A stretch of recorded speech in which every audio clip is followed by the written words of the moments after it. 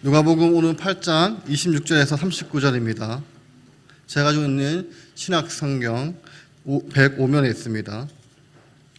누가복음 8장 26절에서 39절입니다.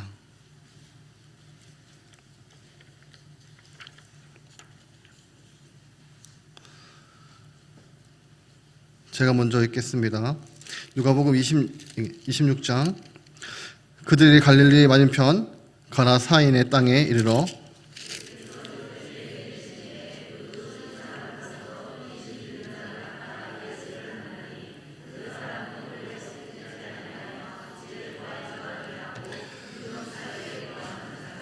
예수를 보고 부르짖음에 그 앞에 엎드려 큰 소리로 불러 이르되 지극히 높으신 하나님의 아들 예수여, 당신이 나와 무슨 상관이 있나이까? 당신께 구하노니 나를 괴롭게 하지 마옵소서 하니,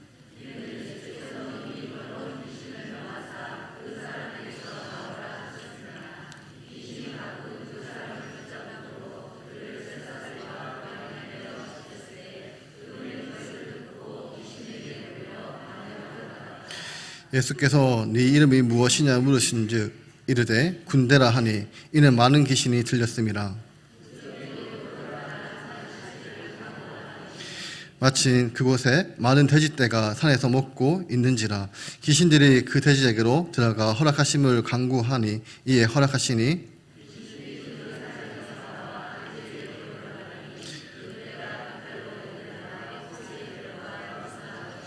신원자들이 그 이루어진 일을 보고 도망하여 성내와 마을에 알리니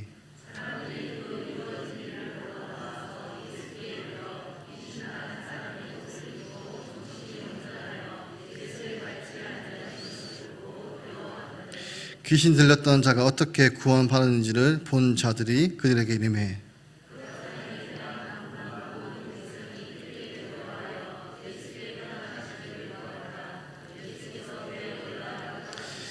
귀신 나간 사람이 함께 있기를 구하였으나 예수께서 그를 보내시며 이르시되 집으로 돌아가 하나님이 내게 어떻게 큰 일을 행하셨는지 말하라 하시니 그가 가서 예수께서 자기에게 어떻게 큰 일을 행하셨는지를 온 성내에 전파하니라.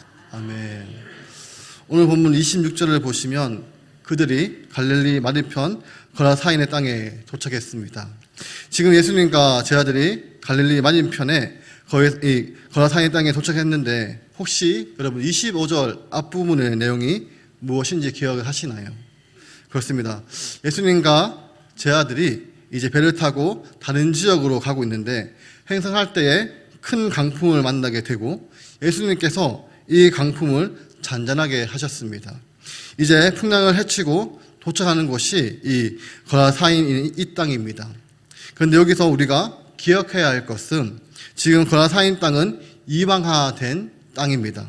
지역입니다. 과거 이스라엘 땅이었지만 이 알렉산더 대제가 또 후계자들이 이스라엘을 정복했습니다. 정복을 해서 이 갈릴리 호수 동편 쪽에 10개의 도시를 만들었습니다. 이 10개의 도시가 헬라어는 데카볼리, 성경의 지도를 보시면 갈릴리 동편이 데가볼리라는 이름이 되어 있습니다. 그런데 이 데가볼리가 데카볼리라고 됩니다. 헬라어로 이 데카는 숫자 10입니다. 볼리는 도시입니다. 그러니까 이제 알렉산더 대제와 후계자들이 여기에 10개의 도시를 건설하고 여기에 헬라 문명을 심었습니다. 그리고 헬라가 물러가고 나서 폼페이를 중심으로 로마가 그 지역을 점령했을 때 또 그 지역은 로마의 영향 속으로 들어가게 됩니다.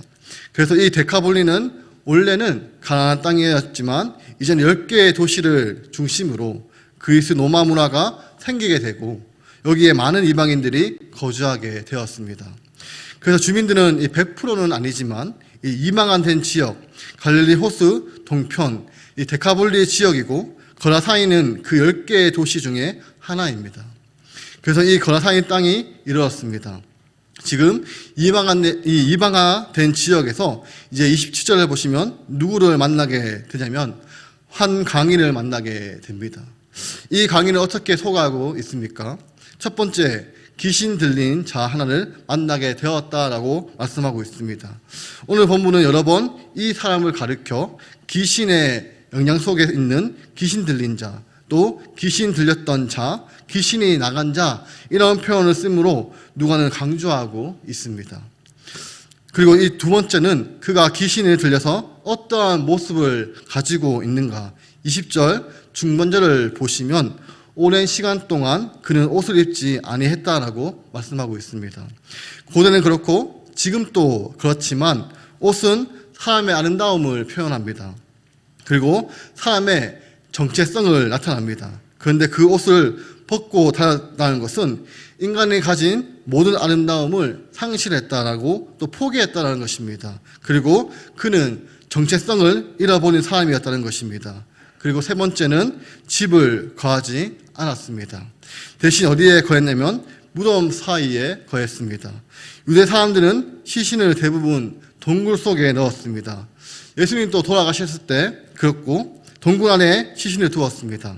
그런데 그리스 이 로마의 영향을 받아서 이 지역은 무덤이 도시 안에 있었습니다.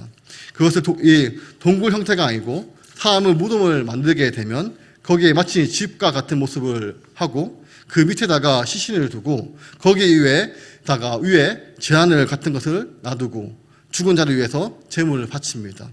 그러므로 이 사람이 산자들의 집이 아니라 무덤 사이에 거하면서 살고 있었던 사람이라고 이렇게 소개를 하고 있습니다. 그리고 이어지는 29절을 보시면 또 이 사람을 이렇게 소개하고 있는데 귀신이 그 사람을 붙잡으니까 낭동을 피웠습니다. 그래서 사람들이 쇠사슬과 고랑을 메었습니다. 그런데 그 맨 것을 끊고 귀신에게 몰려 강야에 나갔다라고 말씀하고 있습니다. 여러분, 이것을 통해서 알 수 있는 것은 누구도 통제할 수 없는 모습을 보여주고 있다는 것입니다. 여러분, 이 시대는 정신의학이 발달되어 있지 않기 때문에 이런 귀신 들린 사람을 결국 묶어줄 수밖에 없었습니다. 그런데 이것을 다 끊어버렸습니다. 다른 말로 하면 통제할 수 없는 괴력을 가진 사람이었다는 것입니다. 그리고 이 사건이 마가복음 5장 1절부터 보면 똑같이 이 사건을 기록하고 있는데 거기에는 강인의 모습을 조금 더 상세하게 나옵니다. 거기에서 뭐라고 표현하고 있냐면 밤낮 소리를 지릅니다. 밤낮 개성을 지르고 돌로 자기 몸을 자해하고 상해했다라고 기록하고 있습니다. 그런데 30절을 보시면 예수님께서 이 귀신 들린 사람과 대화를 하면서 이름을 물었을 때 그가 군대라고 대답을 합니다. 그런데 원문으로 보시면 헬라어로 여기는 레기온이라고 되어 있는데 이것은 로마의 군대 조직 가운데 가장 큰 조직입니다. 우리 나라 군대에서 예를 들면 소대가 있고 중대가 있고 대대가 있습니다. 그리고 그 위에 사단이 있습니다. 그런데 여기에 나오는 이 레기온은 사단급입니다. 그래서 사람들마다 조금은 다르지만 5,000명에서 6,000명이 정도 되는 군인을 가진 조직이 바로 레기온이라고 말하고 있습니다. 그렇게 이름을 불렀던 이유가 많은 귀신들이 들렸기 때문이라고 합니다. 이것을 문자적으로 번역을 한다면 한 5천마리에서 6천마리 되는 더러운 귀신이 그를 사로잡고 있었다는 말이 됩니다. 여러분, 혹시 기억을 하실지 모르겠지만 우리가 몇 주 전에 살펴보았던 이 막달라 마리아가 과거에 예수님을 만나기 전에 정말 피폐한 여인이었다고 이야기하면서 7 귀신이 사로잡게 되었던 여인이라고 소개를 했습니다. 그런데 지금 여기에 등장하는 강인은 어떻습니까? 7 귀신 정도가 아니라 소위 군대 귀신이 여러분 5,000명 이상이 넘는 군대 귀신에게 고통을 당하고 있다는 것입니다. 그래서 오늘 본문에서 예수님이 만난 이 강인의 모습이 어떤 상상이 되냐면 그의 얼굴이라든지 또 아닌 머리카락이라든지 또 벗은 몸이라든지 또 자기의 몸을 돌로 자해해서 이것저것 상처를 입고 아무도 통제할 수 없고 밤낮 괴성으로 지르고 많은 귀신이 그를 사로잡힌 모습이 강인의 모습이 상상할 수 있습니다. 28절을 보시면 이 강인이 예수님을 부르셨습니다. 그리고 예수님 앞에 엎드리고 큰 소리로 말하게 됩니다. 여기서 가장 인상적인 것은 바로 강인이 이 예수 앞에 엎드렸다는 것입니다. 이것은 결국 무엇을 말하고 있냐면 항복을 말하고 있습니다. 예수님 앞에 굴복했습니다. 항복했다는 것입니다. 그러므로 이 강인이 예수님을 보고 부르짖고 엎드려서 큰 소리로 불렀다는 것입니다. 그런데 그 내용이 무엇인가라고 한다면 예수 지극히 높으신 하나님의 아들, 당신이 나와 무슨 상관이 있습니까? 당신께 구하노니 나를 괴롭게 하지 마옵소서. 이렇게 귀신이 예수님께 간청을 합니다. 여러분, 귀신이 이렇게 말을 합니다. 지극히 높으신 하나님의 아들, 이렇게 예수님을 불렀습니다. 여러분, 귀신이 어떻습니까? 귀신같이 알았습니다. 예수님에 대해서 귀신같이 알고 있었다는 것입니다.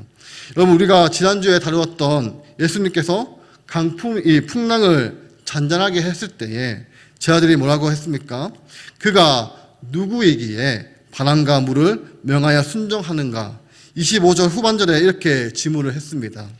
이 제자들의 질문에 대한 누가의 답변이라고 학자들은 이렇게 이야기를 합니다. 여러분, 이제 귀신이 예수님께 괴롭게 하지 말도 간청을 합니다. 왜 이런 일이 일어났습니까? 강인이 예수님에 대한 소식을 듣고 정말 믿음을 가지고 예수님께 나왔던 행동입니까? 29절을 보시면 그렇지 않다는 것을 볼 수 있습니다. 이는 예수님께서 이미 더러운 귀신에게 명령을 했다는 것입니다. 그 강인 사람을 고통에 빠뜨리고 있는 더러운 귀신한테 예수님이 먼저 명령을 하셨다는 것입니다. 그렇다면 이 명령의 내용은 그 사람에게 나오라입니다. 예수님께서 그 사람에게 명령하셨습니다. 이때 어떠한 일이 일어났느냐? 사람이 예수님을 보고 그 앞에 엎드려서 강청하는 일이 일어나게 되었다는 것입니다. 여러분, 이 말씀을 통해서 예수님에 대해서 우리가 알 수 있는 것은 이 강인이 예수님에게 관심을 나타난 것이 아니라 예수님이 강인에게 먼저 관심을 나타났다는 것입니다. 이것이 정말 중요합니다. 우리 예수님은 강인을 포기하지 않고 예수님은 그를 불쌍히 여기시고 그를 사랑하시는 분이십니다. 여러분, 이 사실을 꼭 기억하셔야 합니다. 우리 예수님은 강인들을 포기하고 외면하시는 분이 아니시고 그분은 광인을 불쌍히 여기시고 사랑하시고 그에게 관심을 나타내시는 분이 우리 예수님이시다는 것입니다. 자, 이제 여러분, 귀신이 예수님 앞에 굴복을 했습니다. 그리고 30절에 예수님이 이름을 불렀을 때 군대라고 했습니다. 이제 31절을 보시면 이제 귀신들이 예수님께 부탁을 합니다. 무저갱이로 들어가라 하지 마시기를 강구합니다. 여러분, 이 무저갱이는 창세기 1장 2절에 흑암이 깊은 이유에 있었다라고 기록되어 있습니다. 이 깊음은 헬라어로 테옴이라고 말합니다. 이것을 헬라어로 표현하면 아비스라고 합니다. 이것은 한없이 혹은 헤아릴 수 없는 깊은 뜻을 가지고 있는데 이 무저갱이는 가장 명확하게 나오는 것이 요한계시록 20장 3절을 보시면 무저갱이로 던져넣어 잠그고 그 위에 임몽하여 1000년이 차도록 다시는 만국을 미혹하지 못하게 하였는데 라고 말씀하고 있습니다. 여기서 놓고 잠그고 그 위에 임몽하여 다시는 미혹하지 못하게 하겠다. 누구를 말하고 있습니까? 사랑과 하수들입니다. 사랑과 하수인들이 이 무저갱이를 던져 잠궈서 다시는 미혹에 하지 못하도록 만들었다는 것입니다. 이 무저갱이는 어떠한 것이냐면 귀신들과 마귀를 가두고 벌내는 것이 바로 무저갱이라는 것입니다. 지금 이제 귀신들이 무저갱이에 던져 넣지 않도록 부탁을 합니다. 그리고 이어지는 32절을 보시면 마치 그곳에 많은 돼지떼가 산에서 먹고 있었습니다. 여러분, 어떤 분위기입니까? 우리에게 아주 입맛이 도는 분위기입니다. 우리가 볼 때는 아무런 문제가 되지 않지만 유대인들에게는 이 장면은 있을 수가 없는 장면입니다. 유대인이 하나님을 섬길 때 하나님께 제사를 드릴 수 없는 부정한 짐승 목록 중에 가장 대표적인 것이 바로 돼지입니다. 근데 이 돼지를 지금 사람들이 방북해서 산에서 지금 키우고 있습니다. 여기서 숫자가 나오지 않지만 마가복음에서는 2000마리라고 나옵니다. 지금 2000마리의 돼지떼가 산에서 먹고 있었다는 것입니다. 여러분, 이것이 무엇을 보여주고 있냐면 이방한 된 지역이라는 것을 단적으로 보여주고 있는 장면입니다. 그리고 돼지 2,000마리는 여러분 만약 키워서 어디에 사용했을까요? 엊그제 뉴스를 보니까 삼겹살도 많이 올랐다고 하는데 삼겹살을 먹을까요? 아니면 목살을 먹었을까요? 아니면 족발을 좋아했을까요? 여러분 여기에 나타나는 이 돼지들은 다 제사에 관련이 되어 있습니다. 여러분 로마가 가장 핵심적인 재물이 돼지였다는 것입니다. 지금 그런 용도로 돼지 2,000마리를 산에서 키우고 있었다는 것입니다. 그러면 이 지역의 영적인 사항을 어느 정도 짐작할 수가 있습니다. 여러분 이제 이 돼지 2,000마리가 산에서 먹고 있었습니다. 그런데 귀신들이 이렇게 부탁을 합니다. 저 사람에게 나올 테니까 우리 저 돼지한테 들어가게 해달라고 부탁을 합니다. 이것은 귀신들의 세계니까 멀쩡한 우리는 이해하지 못합니다. 그런데 이 이상한 부탁, 돼지에게 들어가게 해달라는 이렇게 간구할 때 예수님께서 허락하십니다. 33절을 보시면 귀신들이 그 사람에게 나와 돼지에게도 들어가니 돼지가 그냥 미쳐버렸습니다. 여러분 돼지 2,000마리가 비탈로 내려가서 몽땅 호수에 들어가서 못 살아가는 그 장면은 어쩌면 이 마을 사람들에게는 공포스럽고 또 죽음의 소리가 충격적이었을 것입니다. 그래서 34절에 친원자들이 그 이루어진 것을 보고 도망해서 성내와 마을에 알리게 됩니다. 그리고 35절을 보시면 그 소식을 듣고 사람들이 몰려 나옵니다. 잘 보시면 이제 귀신이 나갈 때 돼지떼 2,000마리가 못살되었습니다. 그래서 사람들이 몰려왔습니다. 그때 귀신이 나간 사람을 보니까 어떠한 장면이 되는지 세 가지로 묘사하고 있습니다. 첫째로 옷을 입었습니다. 두 번째는 정신이 온전해졌습니다. 그리고 마지막 세 번째가 핵심인데 예수님의 발 아래 앉아 있었습니다. 이것은 이제 예수님을 섬기는 사람으로서 발 아래에 앉아 있었다는 것입니다. 귀신에게 지배를 타고 귀신에게 붙잡혔던 인생이 이제 예수님의 발 아래에 앉아 있었다고 성경은 기록하고 있습니다. 이제 이 장면을 보고 사람들은 두려워하게 됩니다. 그런데 우리 다시 33절을 한 번 더 보시면 이 구절은 상징적으로 나타난 것이 있는데 여기에 이 돼지는 우상에 드려지는 핵심 제물이라고 말씀을 드렸습니다. 그 돼지 때는 귀신들이 들어가서 이전에 비탈로 내려가서 다 물에 빠져 죽었다고 말씀하고 있습니다. 결국 이 물은 깊은 것을 말합니다.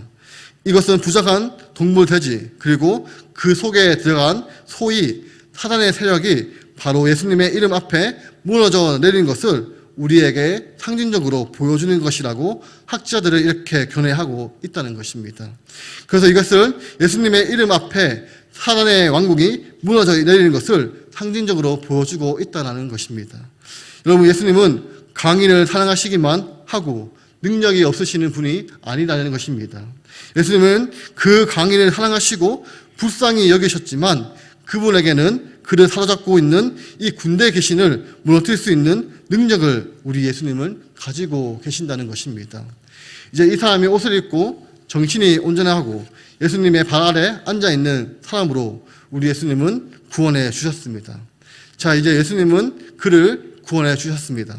그런데 37절을 보시면 거라사인의 땅 근방 모든 사람들이 이야기를 다 듣고 다 두려워합니다. 여러분 지금 마을 사람들은 예수님이 와서 이 장면을 봤습니다. 그리고 예수님이 밭에 앉아있는 강인까지 다 보았습니다.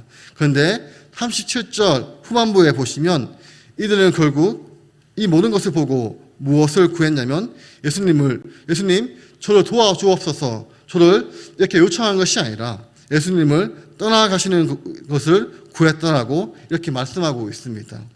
여러분 지금 거라사인 땅에 사는 사람들은 두 가지를 보았습니다. 하나는 바로 고침을 받는 강인의 모습, 구원받는 강인의 모습을 그들은 보았습니다. 또 하나는 돼지떼 2,000마리가 못 살아가는 것을 보았습니다. 그런데 그들에게 광인이 구원받는 것보다 사라진 돼지 2,000마리 그들의 마음을 더 차지하게 되었다는 것입니다.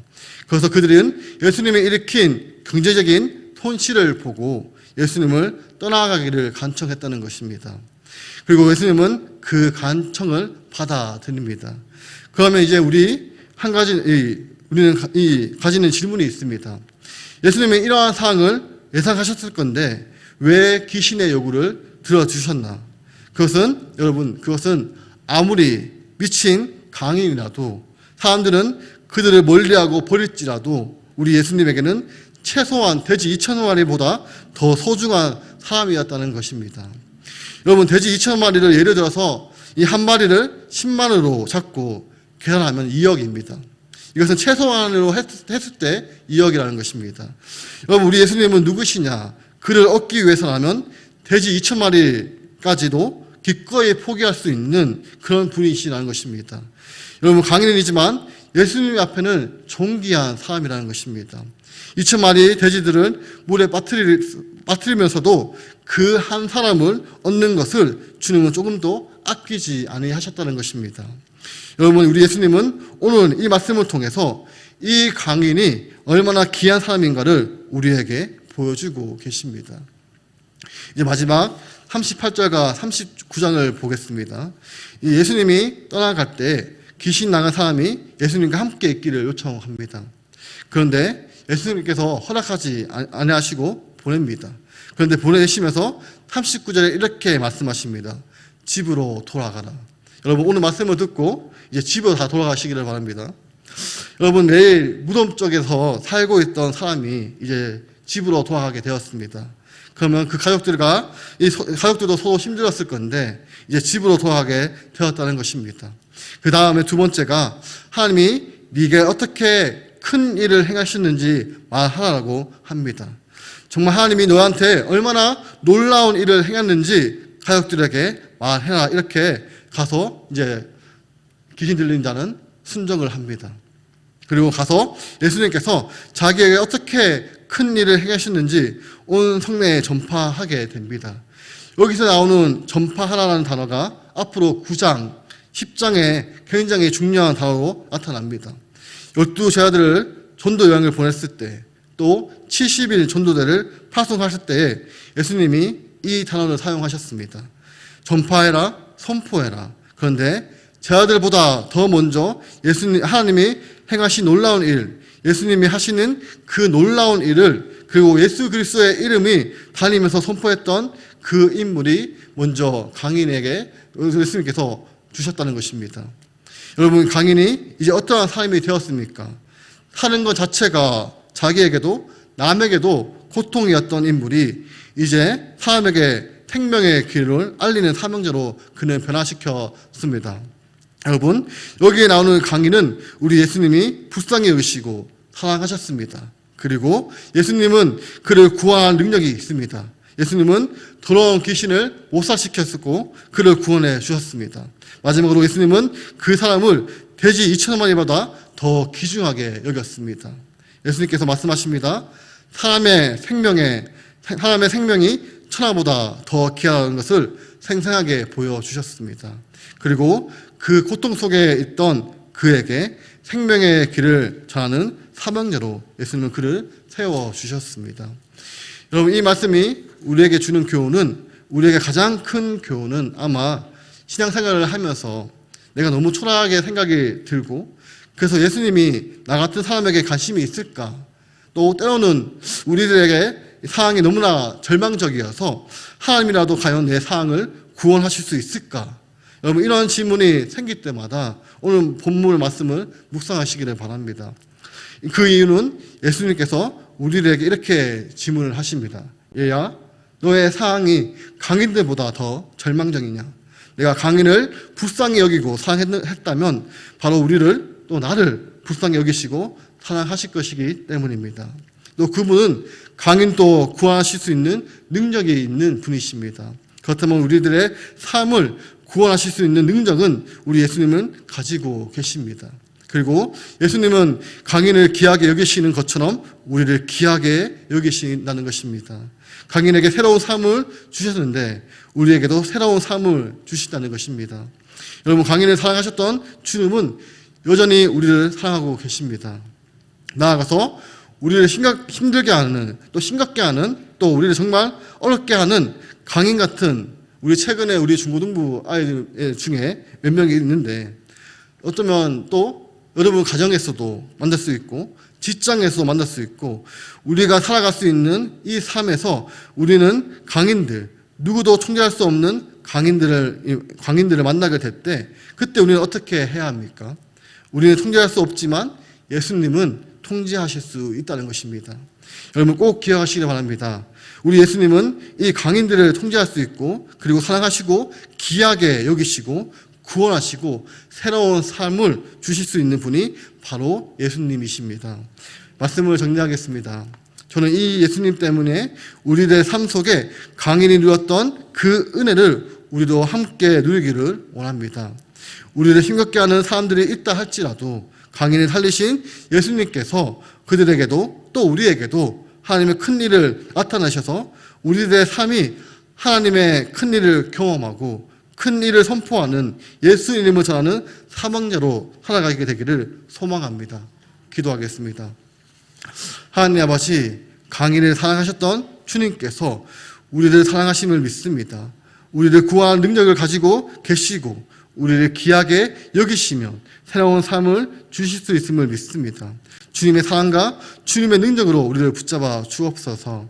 그리고 우리를 힘들게 하는 사람들이 있습니다. 가정에서, 직장에서, 때로는 교회에서 하나님 아버지, 우리가 살아가는 삶의 현장에서 이 강인들을 만나 삶이 너무 힘겨워서 혹 주님의 능력을 의심할 때가 있습니다. 그러나 강인을 고치시고 사랑하시고 치유하시고 주님을 바라보면서 주님의 사랑과 능력이 우리에게 여전히 새롭게 하실 수 있음을 믿고 신뢰하며 그들도 불쌍히 여겨주시고 그들도 변화시켜 주옵소서.